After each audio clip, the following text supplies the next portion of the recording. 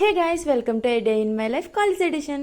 ఈ రోజు అయితే డ్రైవ్ ఉందని మా ఫ్రెండ్స్తో కలిసి కాలేజ్కి వచ్చేసా. ముందే చెప్తున్నా, లాస్ట్ వరకు చూడండి, మీకు ఒక మంచి వ్యూ. డ్రైవ్ అంటే యాజ్ యూజువల్ తెలిసిందేగా, ఫస్ట్ ఉండేది రిటర్న్ టెస్ట్ కోసం మేము అందరం ల్యాబ్స్కి అయితే ఇక్కడ కాలేజ్ ఇంటర్నెట్ స్పీడ్ చూసి ఈ స్పీడ్ తోనే ఎగ్జామ్ రాయాలని నేను నా ఫ్రెండ్ మాట్లాడుకుంటున్నాము. ఈ లోపల ఎగ్జామ్ స్టార్ట్ అయిపోయింది. మేము రాసేది మాకే క్లారిటీ ఉండదు, మళ్ళీ దీంట్లో లాస్ట్ లో డబుల్ చెక్ ఒకటి.